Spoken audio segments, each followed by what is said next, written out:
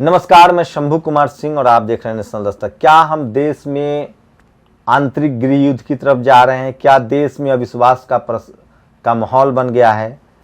पहले ही सीबीआई हो, सीएजी हो, सुप्रीम कोर्ट हो, इन तमाम संस्थाओं को, तमाम संवैधानिक संस्थाओं को शक के नजरिए से देखा जा रहा है। 2014 के बाद से ये संकट और गंभीर हुआ है। किसान आंदोलन के पक्ष में आज बड़ी घटना हुई है, जिसे जानने के बाद आपके रोंगटे खड़े हो जाएंगे और आप समझ नहीं पाइएगा कि किस तरह के हालात हैं और किस तरह से देश को गर्त में धकेला जा रहा है। सबसे पहले मीडिया और सरकार के जो पैरोकार हैं, सरकार के जो भक्त हैं, खासकर जो आरएसएस बीजेपी के कार्यकर्ता हैं, संपत सरल का ये व्यंग सुनिए। दाल मांगने वाला जवान देशद्रोही। याद है वो जवान, बीएसएफ का जवान जिसने दाल की वीडियो बनाई थी, उसको किस तरह से नौकरी से निकाल दिया गया। जब बनारस में वो शख्स चुनाव लड़ने पहुंचे तो उनका पर्चा रद्द करवा दिया गया और उनको भी जो भक्त मंडली है उसने देशद्रोही कहा था, जबकि वो जवान थे सेना के। दाल देने वाला किसान द्रोही। अब जो किसान दाल उगाते हैं, अब जब वो अपना एमएसपी मांग रहे हैं, काला कानून रद्द करने की मांग कर रहे, तो उनको भी खालिस्तानी, पाकिस्तानी, चीनी कहा जा रहा है। कन्हैया ने भी आज एक बड़ा बयान दिया, वो भी बताऊंगा। और दाल के दलाल देशभक्त, जो दाल के व्यापारी हैं, जो जमीन के व्यापारी हैं, वो भारत माता की जय बोलते हैं। जो किसान के दलाल हैं, जो मंडी, जो खरीदार और उगाने वाले के बीच के लोग हैं, वो जो समर्थक हैं, वो दलाल खुद को, वो अपने आप को देशभक्त कह रहे हैं। तो ये स्थिति हो गई है। सोचिए कि किस तरह से इस देश में आप समझिए कि दाल और दलाल चल रहा है। बड़ी खबर बताऊंगा, एक बड़ा इस्तीफा हुआ है पंजाब से। बड़ी खबर बताऊंगा। उससे पहले एशिया का सबसे अमीर आदमी बना अंबानी और एशिया का सबसे गरीब देश बना भारत। यह संजोग नहीं, प्रयोग है। तो ये तमाम जो ट्वीट है, और आज सोशल मीडिया पर सबसे ज्यादा साध्वी प्रज्ञा, जो कि मेंबर ऑफ पार्लियामेंट है, जिन पर टेरर का आरोप लग चुका है, उन्होंने जिस तरह से कहा था कि शूद्रों को शूद्र कहने पर बुरा नहीं लगना चाहिए था, उसके बाद पूरे देश में उनका विरोध प्रदर्शन हो रहा है, सोशल मीडिया पर विरोध प्रदर्शन हो रहा है। लेकिन जो असली खबर है, आज जो बड़ी खबर है, आप सोचिए, क्या हम गृह युद्ध की तरफ बढ़ रहे हैं?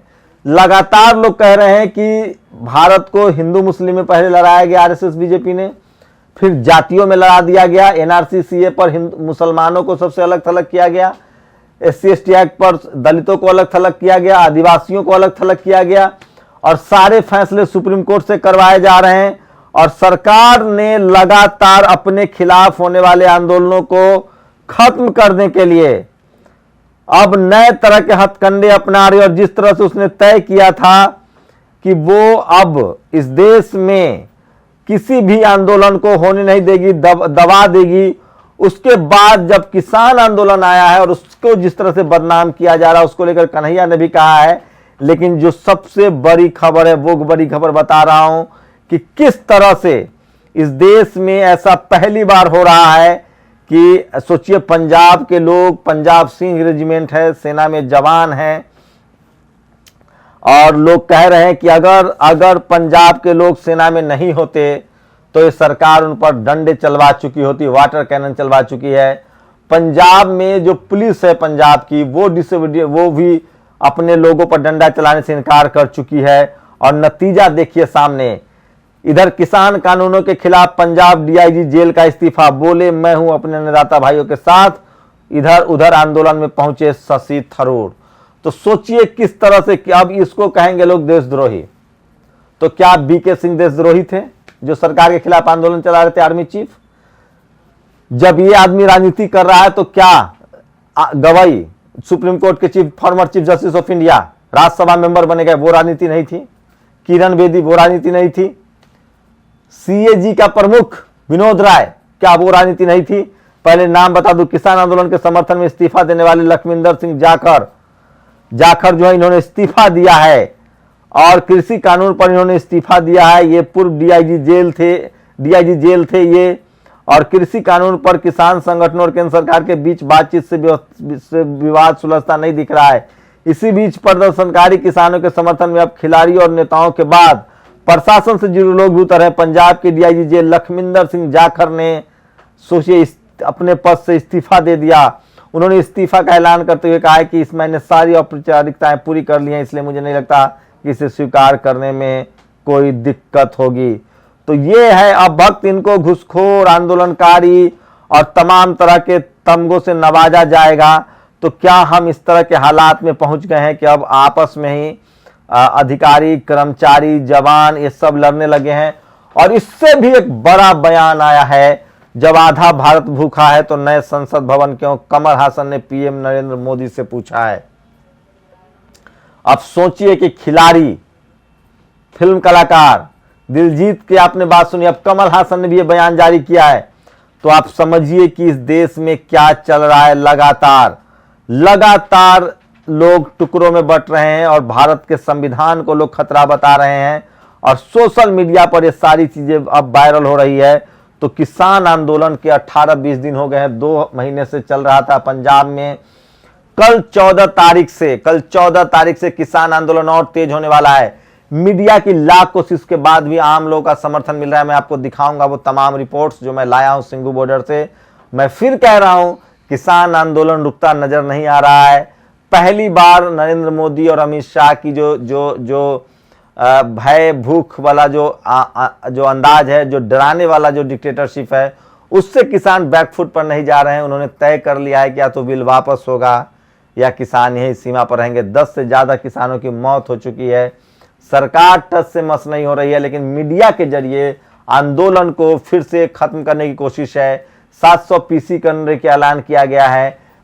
सरकार की तरफदारी कर रही मीडिया, सरकार की बातें तो दिखा रही है, लेकिन लाखों किसान, करोड़ों लोग समर्थन कर रहे हैं वो नहीं दिखा रही है।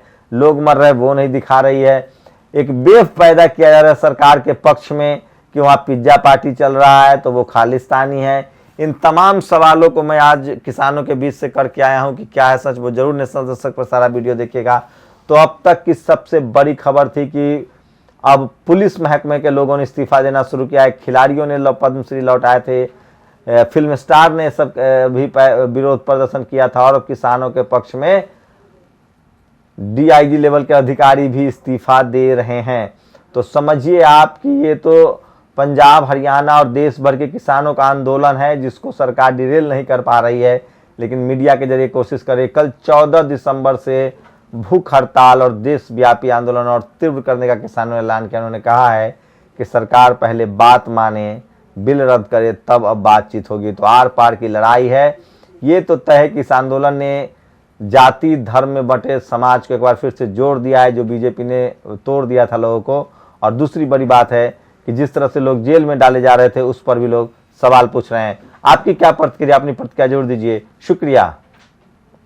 नेशनल दस्तक की आपसे गुजारिश है कि अगर इसको बचाना चाहते हैं तो नेशनल दस्तक को सब्सक्राइब करने के लिए रेड कलर के सब्सक्राइब बटन को दबाएं, फिर बेल आइकन की घंटी दबाएं। नेशनल दस्तक को बचाने के लिए बहुत जरूरी है कि हर खबर को शेयर करें, लाइक करें, कमेंट जरूर करें।